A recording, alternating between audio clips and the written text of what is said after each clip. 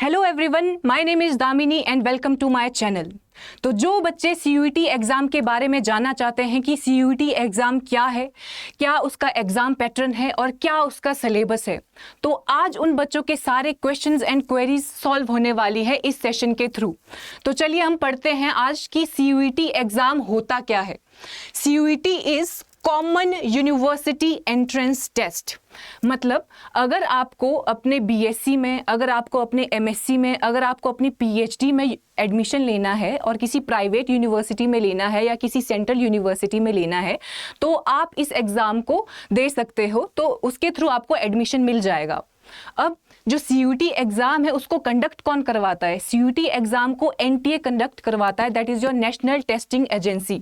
और जो CUET exam है वो ऑब्जेक्टिव टाइप क्वेश्चन आते हैं उसमें, और जो लैंग्वेज रहता है एग्ज़ाम का वो बाइलिंगुअल होता है। वो इंग्लिश में भी दे सकते हो आप, वो हिंदी में भी दे सकते हो।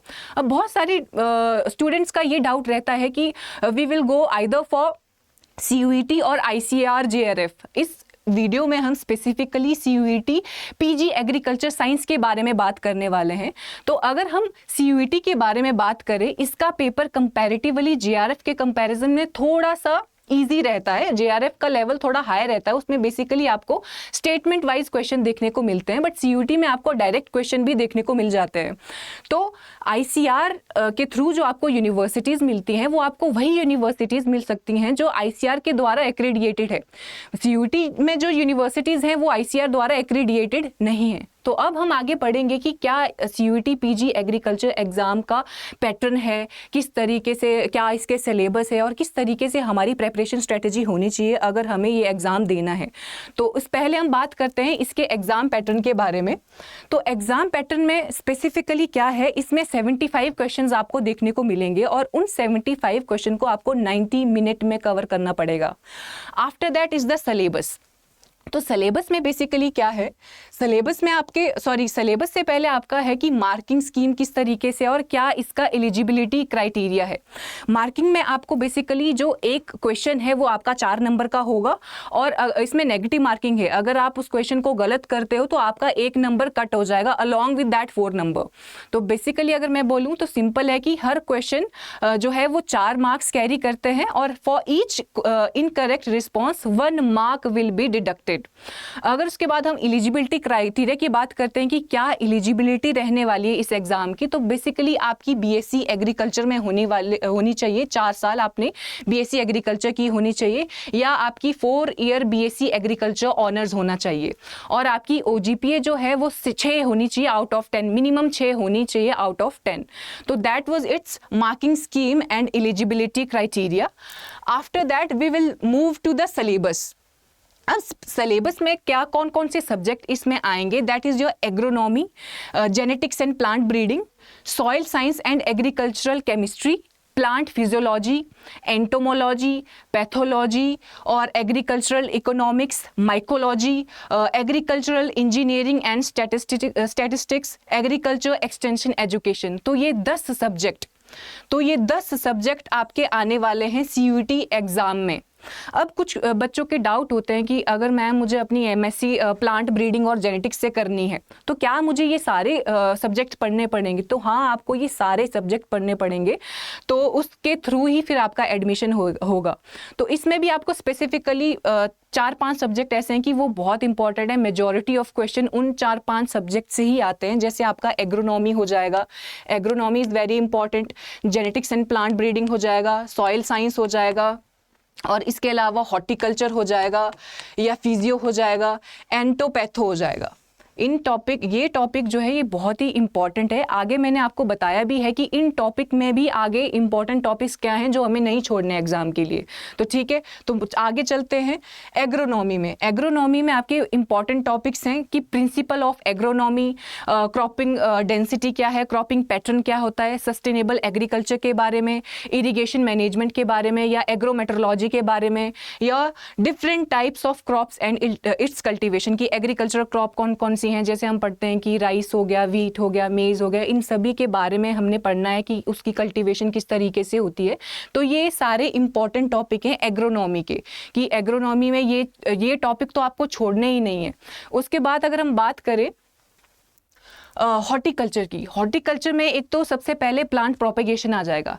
प्लांट प्रोपेगेशन में आपने पढ़ा होगा कि प्लांट को किस तरीके से प्रोपेगेट किया जाता है, कि कटिंग करते हैं हम, ग्राफ्टिंग करते हैं, लेयरिंग करते हैं, तो वो सारी चीज़ें इसमें इंक्लूड हो जाती है प्लांट प्रोपेगेशन में। और इसके बाद कल्टीवेशन ऑफ फ्रूट क्रॉप्स। अब फ्रूट क्रॉप में भी ट्रॉपिकल फ्रूट्स हैं, जैसे मैंगो आ जाएगा, ग्रेप्स होगा, बनाना होगा, या टेम्परेट फ्रूट्स में एप्पल, पीच, प्लम, पियर। तो ये सारी बहुत ही इंपॉर्टेंट क्रॉप्स है एग्जाम पॉइंट ऑफ व्यू से। उसके बाद कल्टीवेशन ऑफ वेजिटेबल क्रॉप, जैसे अब कैबेज है, कैबेज में कैबेज की प्रोडक्शन टेक्नोलॉजी क्या है, कॉलीफ्लावर की प्रोडक्शन टेक्नोलॉजी क्या है। तो ये सारी चीज़ें, जैसे टमाटो है, टमाटो की वेराइटी, ब्रिंजल, तो ये सारी चीज़ें इसमें इंक्लूड हो जाएंगी कि how cultivation of vegetable crops are done. तो उसके बाद cultivation of ornamental crops, post harvest technology. Post harvest technology में भी जैसे जब भी हम हार्वेस्टिंग करते हैं, हार्वेस्टिंग के बाद हम क्या क्या चीज़ें करते हैं, जैसे हम कूलिंग करते हैं, पल्सिंग करते हैं, तो वो सारी चीज़ें इसमें इंक्लूडेड है। तो वो एग्जाम पॉइंट ऑफ व्यू से बहुत ज़्यादा इंपॉर्टेंट है। उसके बाद fruit type and edible portions of fruits. अब जैसे हम एप्पल खाते हैं, तो एप्पल का जो एडिबल पार्ट होता है that is your fleshy thalamus. तो ऐसे अलग अलग फ्रूट्स का फ्लैशी पार्ट कौन सा होता है, तो वो सारे इस चीज़ में आ जाएंगे।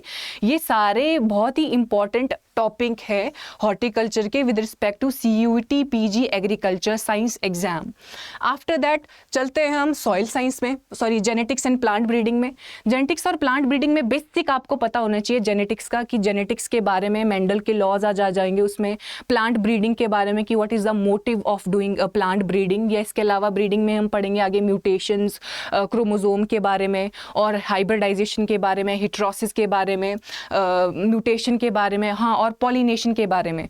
तो ये सारे टॉपिक आपके जेनेटिक्स और प्लांट ब्रीडिंग के हो जाएंगे। After that is your soil science and agricultural chemistry.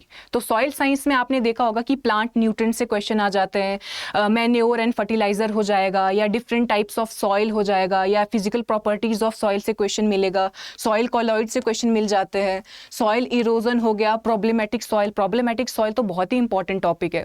तो ये मैंने आपको जो सिलेबस है इन सब्जेक्ट्स का, उसमें भी मैंने आपको ब्रीफ बताया कि इंपॉर्टेंट टॉपिक्स कौन से हैं जो आपको एग्जाम के लिए पढ़ने ही पढ़ने हैं, जिनमें एग्जाम में क्वेश्चन बनता ही बनता है।